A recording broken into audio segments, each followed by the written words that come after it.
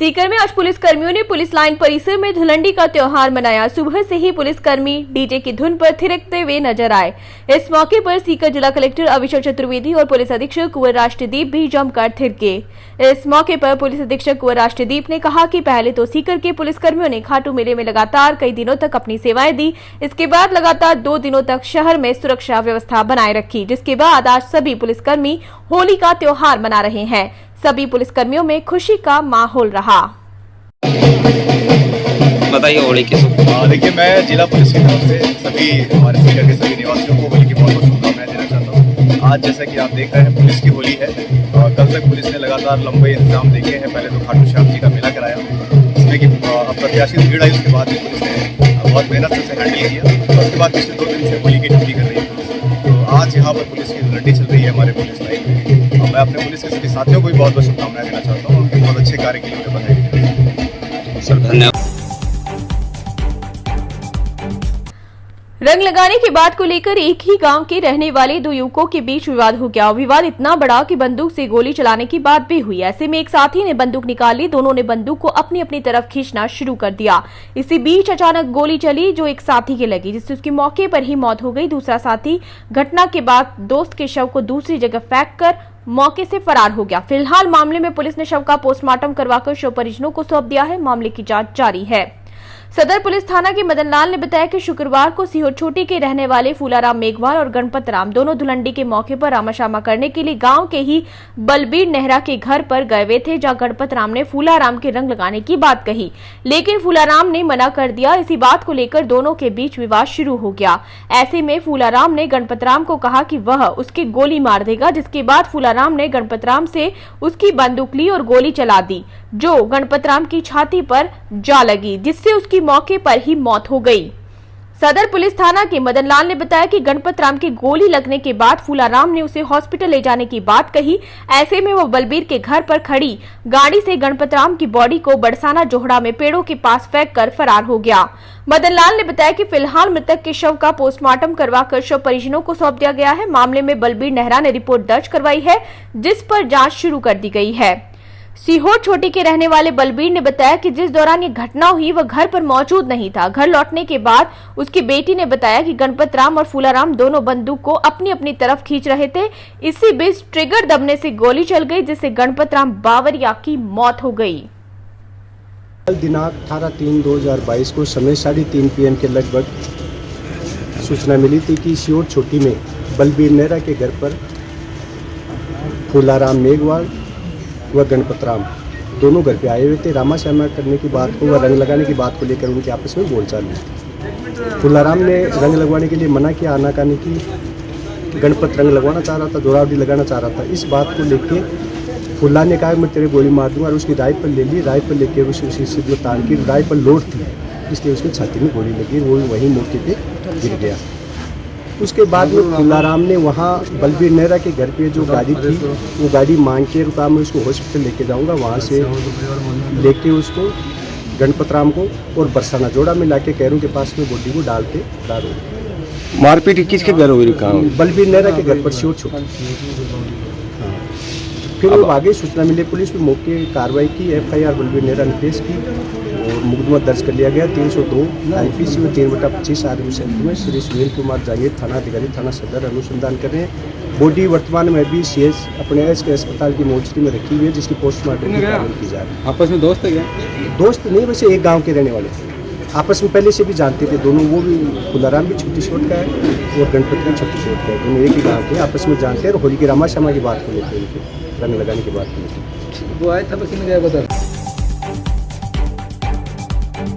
जोधपुर जिले के भीतरी शहर में धुलंडी पर निकलने वाली गैरों की कमी श्रोताओं को काफी खली। हर बार पुष्करना समाज के विभिन्न गैर दलों द्वारा निकाली जाने वाली गैर इस बार नजर नहीं आई। वहीं इस बार प्रथम बार गैर गायन करने वाली गुंदेश्वर फाक की ओर से धुलंडी पर शुक्रवार शाम गैर आयोजित की गई। प्रथम बार गैर गायन में उतरे किशन गोपाल व्यास उर्फ बबलू ने अपनी शानदार गायकी से समा बांध दिया।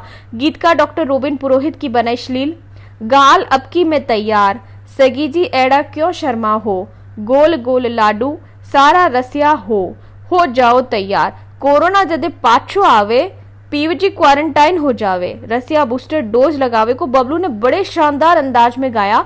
गुंदेश्वर फाग की यह गैर नौ चौकिया व भीमजी मौले क्षेत्र में आयोजित की गई बड़ी संख्या में गैर सुनने श्रोताओं का हुजूम उमड़ा। सुबह से ही गैर सुनने वाले रसियों की भीड़ परकोटे में उमड़ने लगी। गैर की पुस्तक का विमोचन पार्षद सुनील व्यास व विप्र कल्याण बोर्ड सदस्य राजेश रामदेव ने किया। कार्यक्रम की शुरुआत के दौरान माईदास थानवी को श्रद्धांजलि दी गई।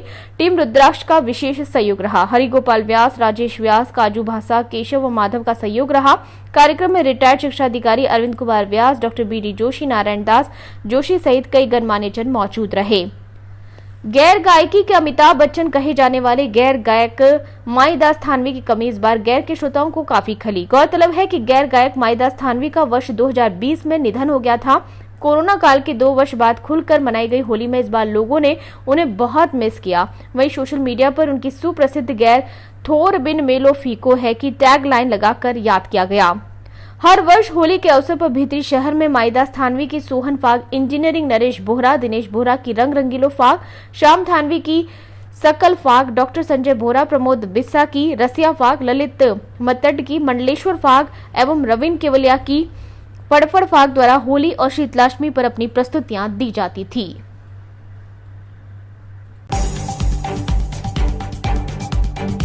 उत्तर पश्चिम रेलवे के जोधपुर मंडल स्थित उपनगरीय भगत की कोठी रेलवे स्टेशन पर यात्रियों को उच्च स्तरीय सुविधाएं उपलब्ध करवाने के साथ ही रेलवे स्टेशन को पर्यटन स्थल के रूप में विकसित करने की योजना है। मंडल रेल प्रबंधक सुश्री गीतिका पांडे ने शनिवार को भगत की कोठी स्टेशन का औचक निरीक्षण किया और वहां उपलब्ध तमाम यात्री सुविधाओं का जायजा लिया। रेलवे स्टेशन की भव्य इमारत और बनावट को देखते हुए उन्होंने अधिकारियों से भगत की कोठी रेलवे स्टेशन को आदर्श स्टेशन के रूप में विकसित करने और उच्च स्तरीय यात्री सुविधाएं उपलब्ध करवाने के निर्देश दिए। उन्होंने कहा कि भगत की कोठी रेलवे स्टेशन एक भव्य आदर्श स्टेशन बन सकता है और संबंध में काफी संभावनाएं हैं। उन्होंने कहा कि इस रेलवे स्टेशन को एक पर्यटन स्थल के रूप में भी विकसित किया जा सकता है, जिससे रेलवे को अन्य स्रोतों के माध्यम से होने वाली आय में वृद्धि हो सकती है। निरीक्षण के दौरान उन्होंने रेलवे स्टेशन पर यात्री सुविधाओं में वृद्धि, पर्याप्त साफ सफाई और अत्याधुनिक सेवाएं उपलब्ध करवाने पर बल दिया। उन्होंने कहा कि रेलवे स्टेशन पर विकास के कार्य तो समय समय पर कराए जा रहे हैं, लेकिन स्टेशन की बनावट और यहां उपलब्ध जगह को देखते हुए इसका वाणिज्यिक उपयोग भी किया जा सकता है। उन्होंने निरीक्षण के दौरान उपस्थित अधिकारियों से भगत की कोठी स्टेशन पर रेल कोच, रेस्टोरेंट्स और पर्यटन से संबंधित अन्य सुविधाएं उपलब्ध करवाने की संभावनाओं पर काम करने के निर्देश दिए। इसके साथ ही उन्होंने रेलवे स्टेशन पर साफ सफाई, यात्रियों के बैठने के लिए पर्याप्त नवीन बेंचें लगवाने, गर्मी से बचाव के लिए पंखे की व्यवस्था और पीने के पानी की माकूल व्यवस्था करने के निर्देश भी दिए। इस अवसर पर अपर मंडल रेल प्रबंधक मनोज जैन, मंडल परिचालन प्रबंधक लोकेश कुमार, मंडल वाणिज्य प्रबंधक विकास खेड़ा सहित अनेक अधिकारी मौजूद रहे।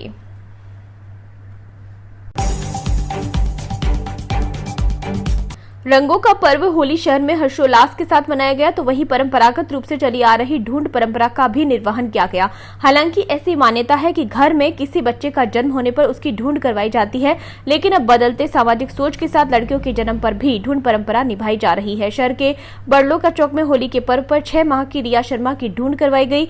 रिया शर्मा के पिता गिरीश शर्मा ने बताया कि पहले घर में लड़के का जन्म होने पर ढूंढ की परंपरा होती थी, लेकिन अब लड़का और लड़की में कोई फर्क नहीं है। बेटे आज हर क्षेत्र में अपना नाम रोशन कर रही है। इसी सोच के साथ बच्ची की लंबी उम्र और स्वस्थ जीवन की शुभकामनाओं को लेकर ढूंढ परंपरा की गई। ढूंढ परंपरा के बाद उपस्थित सभी लोगों को प्रसाद भी वितरित किया गया। होली के पर्व पर अपनी अनूठी परंपरा से सीकर जिले के कावड़ कस्बे का होलिका दहन चर्चित है। यहाँ का होलिका दहन कार्यक्रम कई दशकों से अपनी सामाजिक एकता की मिसाल को बरकरार रखते हुए निर्बाध रूप से परंपरा का निर्वहन करते हुए लोगों को आपसी भाईचारे का संदेश देता है। होलिका दहन सर्व समाज के लोगों द्वारा सामूहिक रूप से कस्बे के शीतला चौक स्थित होलिका टीबा पर मनाया जाता है। अपनी अनूठी परंपरा के अनुसार महाजन परिवार के द्वारा जोशी मोहल्ला के लोगों को जाकर होलिका दहन हेतु आमंत्रित किया जाता है। दशकों से चली आ रही परंपरा के तहत जोशी मोहल्ले से सैकड़ों की तादाद में प्रहलाद भक्त के जयकारों के साथ लोग होलिका दहन के लिए प्रस्थान करते हैं। मान्यता है कि जब तक जोशी मोहल्ला से लोग नहीं पहुंचते तब तक होलिका दहन नहीं किया जाता, मगर अफसोस की बात है कि ग्राम पंचायत की लापरवाही व मिलीभगत से होलिका दहन स्थल अतिक्रमण की चपेट में आ चुका है। होलिका दहन स्थल पर अतिक्रमण के कारण अब पर्याप्त जगह के अभाव में हजारों की संख्या में पहुंचने वाले लोगों की आस्था पर कुठाराघात हो रहा है। होलिका दहन के बाद आपसी भाईचारे की परंपरा निभाते हुए लोग आपस में एक दूसरे के गले मिलकर होली की बधाई व शुभकामनाएं देते हैं। आधुनिक युग में समय के अभाव में जहां पुरातन परंपराएं लुप्त होने के कगार पर है, वहीं शेखावाटी अंचल के कांवड़ क्षेत्र में धुलंडी पर स्वांग कार्यक्रम आयोजित कर मनोरंजन से जनता को लुभाया जाता है। धुलंडी पर आयोजित इस स्वांग कार्यक्रम में सबसे आकर्षण का केंद्र दुल्हे की बारात व डाकण का खेल होता है।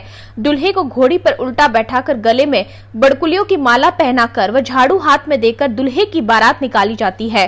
कार्यक्रम के दौरान बाहरी कलाकारों द्वारा रंगारंग कार्यक्रमों की मनमोहक प्रस्तुतियां दी जाती है।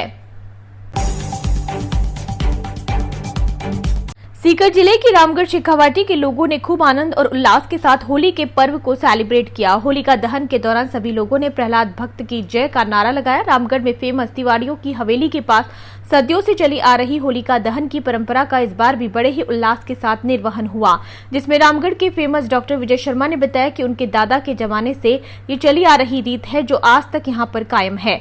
इस बार भी कई नई नवेली बेटियों ने होलिका दहन के साथ फेरे लिए और धुलंडी के दिन कल्याण मार्केट में विनोद बबेरवाल की तरफ से सोनी ग्रुप ने खूब रंग जमाया। इसी तरह फतेहपुरिया दरवाजा सुभाष चौक के योगेश प्रजापत बालाजी धाम मंडली ने होली के रंगों की रौनक बिखेरी। क्या छोटे क्या बड़े सभी महिला पुरुष और बच्चों ने खूब धमाल होली खेली। भार्गव ग्रुप से सुमित भार्गव और अनिल भार्गव ने भी होली की शुभकामनाएं दी।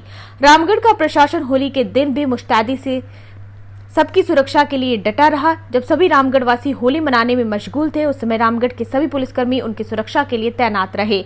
अपनी ड्यूटी का पूर्ण निर्वहन करते हुए बीते 2 दिन तक पुलिसकर्मियों ने शांति का माहौल बनाए रखने में सफलता हासिल की। इसी प्रकार भाजपा नेता गोवर्धन सिंह ने भी होली की शुभकामनाएं देते हुए आपस में प्रेम भाव से होली मनाने का रामगढ़ वासियों को एक बहुत ही अच्छा और सुंदर संदेश दिया।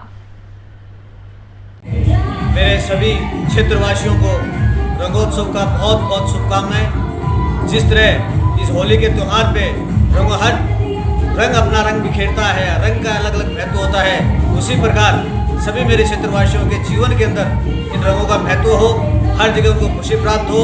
जिस तरह इन्वायरमेंट अपना चेंज करता होली के बाद, वैसे आपके जीवन में हर तरह से खुशियाँ आएँ, हर कलर की तरह आप चेयरफुल रहें, हर जगह खुश रहें, स्वस्थ रहें।